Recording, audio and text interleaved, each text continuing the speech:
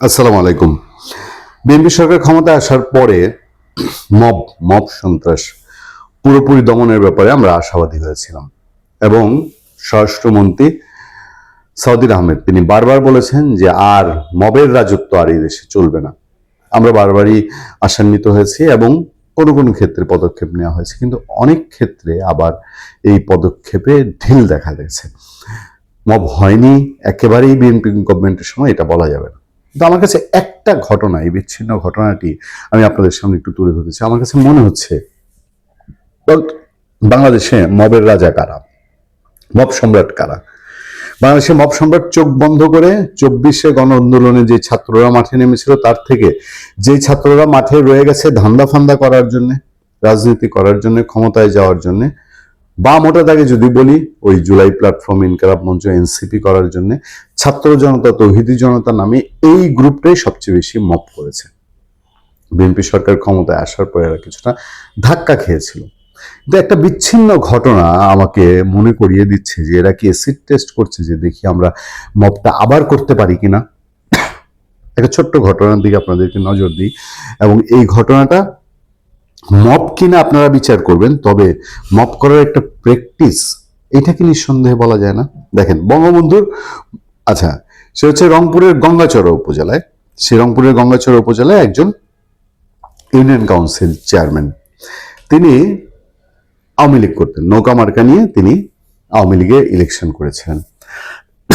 যখন অন্তর্বর্তীকালীন সরকার, ইউনিয়ন সরকার আসলো, আসার পরে স্বাভাবিকভাবে তার চেয়ারম্যানই বাতিল করে সেখানে হচ্ছে প্রশাসক বসানো হয়েছে।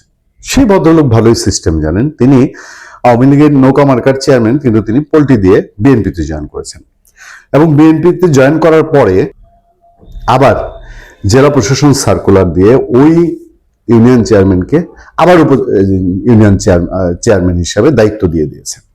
এখন তিনি বিএনপি নেতা, স্বাভাবিকভাবে তিনি চেয়ারম্যানই করবেন। গেছেন গঙ্গাচড়ে ইউনোর অফিসে, সেখানে মিটিং করতে। এই মিটিংয়ে গেছেন, আর সেইখানে এনসিপির, আমি ছবিতে যা দেখলাম, 4 থেকে 5 জন ছেলে, তারা মোটামুটি ইউনো অফিস 4টা ঘন্টা ঘেরাও করে রেখেছে। সেই লোককে বের হতে দিবে না। কি অভিযোগ? এই লোক ফেসিবাদ ছিল, আওয়ামী লীগের ছিল, ফলে তারে আবার গ্রেফতার করতে হবে। উনি কিন্তু গ্রেফতার হয়েছেন, জেল খেটেছেন, জেল খেটে বের হয়ে পরে উনি বিএনপিতে জয়েন করেছেন। তাকে আবার গ্রেফতার করতে হবে, তাকে চেয়ারম্যান থেকে বাতিল করতে হবে, এবং হুলস্থুল কাণ্ড ইউনো অফিসে। যদিও ওই চেয়ারম্যান বলছে যে বাংলাদেশে সকলের নাগরিক অধিকার, তিনি যে কেউ যে কোনো মানুষ এক দল থেকে আরেক দলে যেতে পারেন। কিন্তু আমার কথা হলো, এনসিপি কে এই দায়িত্ব কে দিয়েছে? এবং ইউনিয়ন অফিসে গিয়ে একজন, উপজেলা অফিসে গিয়ে একজন ইউনিয়ন কাউন্সিল চেয়ারম্যানকে অবরুদ্ধ করা, এটা কি আবার মবের একটা ট্রায়াল না? যে নতুন করে আবার আমরা মব শুরু করতে পারি কিনা দেখি। এবার শুরু করলাম এই ইউনিয়ন চেয়ারম্যানকে দিয়ে, আগামী 2 দিন 4 দিন পরে উপজেলা চেয়ারম্যানকে ধরবো, তারপরে আরো বিভিন্ন জনকে ধরবো। আজকে আওয়ামী লীগকে ধরতেছি, কালকে বিএনপি কে ধরবো। এই মবের নেশা, এটা অনেকটা রক্তক্ষেকো বাঘের মতন। এদেরকে এই মবের নেশায় পেয়ে বসছে, কারণ ডক্টর ইউনূস আমলটা মব ছাড়া আর কিন্তু কোনো কিছু এদের কোনো শক্তি ছিল না। সুতরাং ওই শক্তি হারিয়ে পড়ে এখন আবার আস্তে আস্তে বিএনপি গভর্নমেন্টের দিন যাচ্ছে, আর আবার এই মবের প্র্যাকটিস কি আমাদের সামনে নতুন করে দেখা দিচ্ছে। ভালো থাকবেন, সুস্থ থাকবেন। আপনার সাথে আমি আতিক রহমান, পূর্ণিয়া।